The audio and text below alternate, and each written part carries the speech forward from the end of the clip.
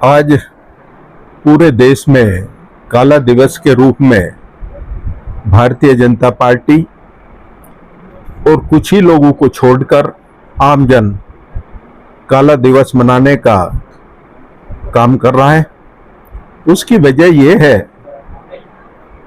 कि जो लोग खुद संविधान को बिगाड़ने का और लोकतंत्र की हत्या करने का आरोप भारतीय जनता पार्टी और भारत सरकार पर लगाने का काम करते थे, वो खुद लोकतंत्र के हत्यारे हैं। और इतिहास गवाह है कि कई बार क्या 3 पीढ़ियों ने, राहुल गांधी जी, आपके राजीव गांधी जी, पूर्व प्रधानमंत्री इंदिरा गांधी जी के समय पर कई संशोधन हुए, जिसका इतिहास गवाह है। और वो इसलिए नहीं बदलाव हुआ, इमरजेंसी इसलिए नहीं लगाई गई थी क्योंकि इमरजेंसी लोकतंत्र के अध्याय में लगाई जा सकती है, पर तब लगाई जा सकती है जब देश पे कोई संकट बन रहा हो, कोई ऐसी आपात स्थिति होगी हो जिसमें इमरजेंसी जरूरी हो।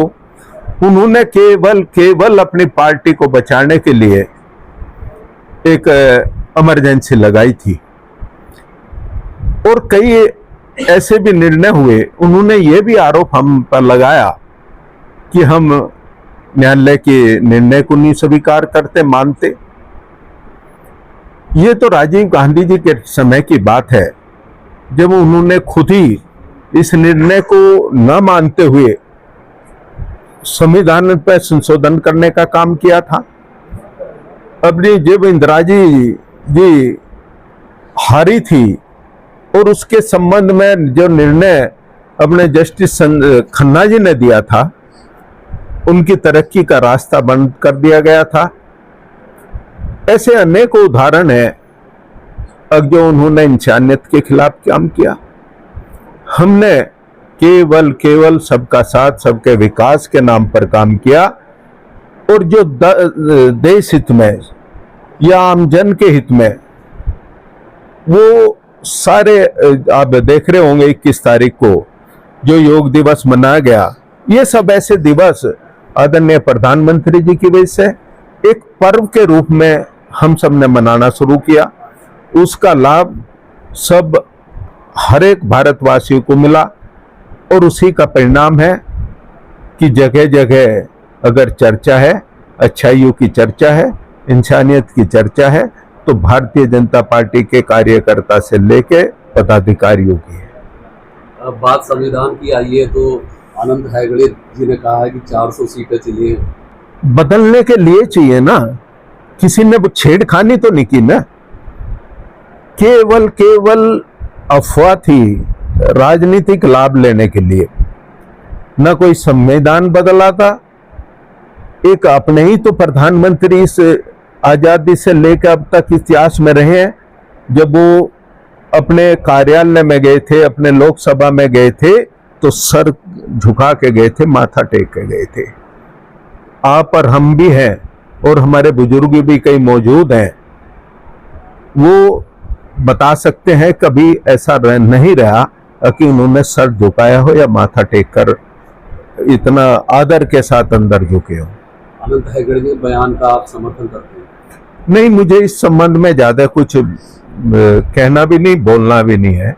मैं तो केवल आम जन की भावनाओं के साथ बोल रहा हूं इसमें कि आज हर व्यक्ति, अब बात करो जैसा मैं योगा की, वृक्षारोपण की, बेटी बचाओ बेटी पढ़ाओ की, या लोगों को ऐसे किसी को घर उपलब्ध कराने की बात, किसी को सिलेंडर उपलब्ध कराने की बात, किसानों को सम्मान देने की बात, हर मंच के माध्यम से अपने उन जवानों के संबंध में बोलने की बात और उनके परिवार को सम्मान देने की बात इस आदरणीय प्रधानमंत्री जी ने हमारे कार्यकर्ताओं ने किया। मोदी उत्तर प्रदेश में जो कथावाचक का सिर मुंडवाने का मामला है वो बड़ा वायरल है, आप क्या कहेंगे, किस तरह से देखते हैं?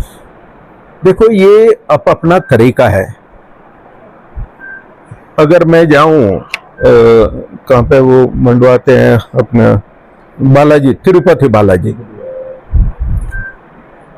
बहुत से ऐसे श्रद्धालु हैं, कोई सिर मुंडवाने का काम करता है, कोई सर झुका के ऐसा चले, मैं भी गया हूं, मैंने तो सिर नहीं मुंडवाया।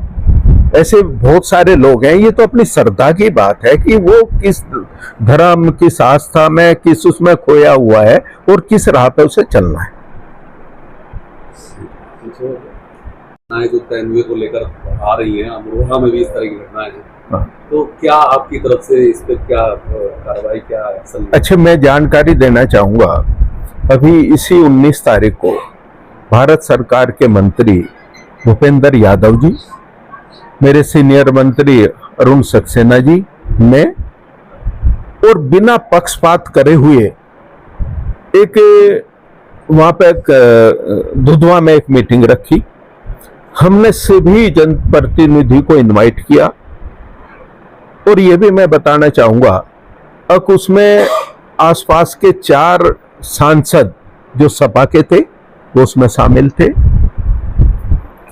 उस पर गहनता से विचार हुआ, हम इस बढ़ती हुई घटना उस पर कैसे रोक लगा सकते हैं और कैसे हम मानव को बचा सकते हैं और कैसे मानव वन जीव को बचा सकते हैं। इस पर कई योजनाएं बनी।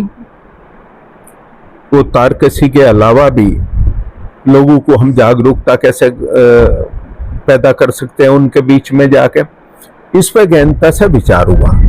और विचार भी इस नाम पर हुआ कि जितने जनप्रतिनिधि आसपास के थे, सब में आसपास के गांव में जहां थारू समाज के लोग रहते हैं, उन गांव में भी हम तीनों लोग गए। प्रमुख सचिव से लेकर सभी अधिकारीगण गए। उसमें भारत सरकार के भी थे, उत्तर प्रदेश के भी सरकार थे। मैं उम्मीद कर सकता हूं कि आने वाले दिनों में हम कुछ न कुछ रास्ता खोजेंगे कि हमारे वन्यजीव भी बचे और हमारी मानवता भी बचे।